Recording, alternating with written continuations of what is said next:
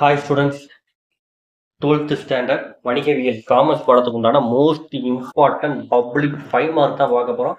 இந்த 5 மார்க் மட்டும் நீங்கள் பார்த்தீங்கன்னா போதும் ஸ்டூடெண்ட்ஸ், நீங்கள் 7 5 மார்க்கும் நீங்கள் தாராளமாக என்ன செஞ்சலாம் அப்படின்னா அட்டன் பண்ணிடலாம். ஏன்னா அந்த அளவுக்கு மிக முக்கியமான 5 மார்க் தான் அதில் கொடுத்துருக்கோம். ஸோ கண்டிப்பாக அதில் 5 மார்க் பார்த்துக்கோங்க. முதல் 5 மார்க் பார்த்தீங்க அப்படின்னா நவீன மேலாண்மை கோட்பாடுகளை விவரி, மேலாண்மையின் பல்வேறு பணிகளை விளக்குக, விதிவிலக்கு மேலாண்மையின் நன்மைகள் என்ன. இந்த 3 கொஸ்டின் வந்து ஒரு கொஸ்டின்ஸ் உங்களுக்கு கண்டிப்பாக என்ன செஞ்சிடும் அப்படின்னா வந்துடும். ஸோ அதை படிச்சுக்கோங்க. அடுத்ததான் முதல் நிலை சந்தை மற்றும் இரண்டாம் நிலை சந்தை இவற்றுக்கு இடையிலான வேறுபடுத்துக, இது முக்கியமானது. நிதிச்சந்தையின் பல்வேறு வகையான புதிய நிறுவனங்களை விளக்குக, பணசந்தை மற்றும் மூலசந்தை இரண்டிற்கும் இடையிலான வேறுபாட்டை விளக்க. இந்த கொஸ்டின் மிக மிக முக்கியமான கொஸ்டின். அடுத்த பங்கு பரிவர்த்தனைக்கும் பண்ட பரிமாற்ற பரிவர்த்தனைக்கும் இடையே உள்ள வேறுபாடுகளை தருக. செபியின் பணிகளை விவரி, இது ரொம்ப ரொம்ப முக்கியமான கொஸ்டின்.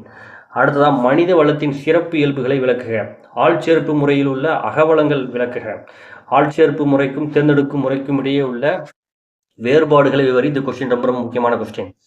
அடுத்ததா பணிவழி பயிற்சிக்கும் பணி வழியற்ற பயிற்சிக்கும் அந்த இதுக்கிடையே உள்ள வேறுபடுத்து கொஸ்டின் ரொம்ப ரொம்ப முக்கியமான கொஸ்டின். அடுத்ததாக பார்த்தீங்க அப்படின்னா பொருளாதார அடிப்படையில் சந்தை எவ்வாறு வகைப்படுத்தப்படுகிறது, மிக மிக முக்கியமான கேள்வி. சரிங்களா? அடுத்த நவீன சந்தைகளில் ஏதேனும் 2 முறைகளை விளக்குக. நுகர்வோர் பாதுகாப்பு சட்டம் 1981 நோக்கங்கள் யாவை, இது மிக மிக முக்கியமான கேள்வி. அடுத்தது பார்த்தீங்கன்னா நுகர்வோரின் கடமைகளை விளக்குக. நுகர்வோர் நீதிமன்றத்தில் புகார் அளிக்கும் பொழுது புகார் மனுவில் தரப்படும் விவரம் யாவை, இது எக்ஸாம்ல ரிப்பீட்டட் கொஸ்டின்.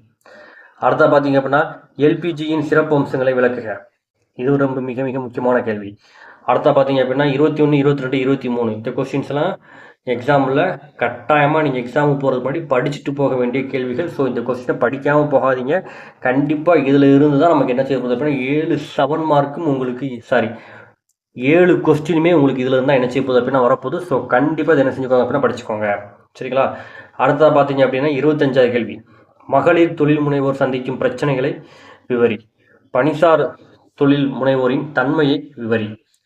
இந்த கொஸ்டின் ரொம்ப ரொம்ப முக்கியமான கொஸ்டின். அடுத்த 28வது கொஸ்டின் வேறுபடுத்து கொஸ்டின், எக்ஸாம்பிள் ரிப்பீட்டடாக கேட்ட கொஸ்டின். ஸோ கண்டிப்பாக இந்த டிஃபரன்சேஷன் உங்களுக்கு கண்டிப்பாக என்ன செய்ய போகுது அப்படின்னா வரப்போகுது.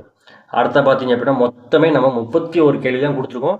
அந்த 31 படிங்க, 7 5 மார்க்கு அட்டன் பண்ணுங்க, எக்ஸாமில் நல்ல மார்க் வாங்க. தேங்க்யூ ஃபார் வாட்சிங் ஸ்டூடெண்ட்ஸ்.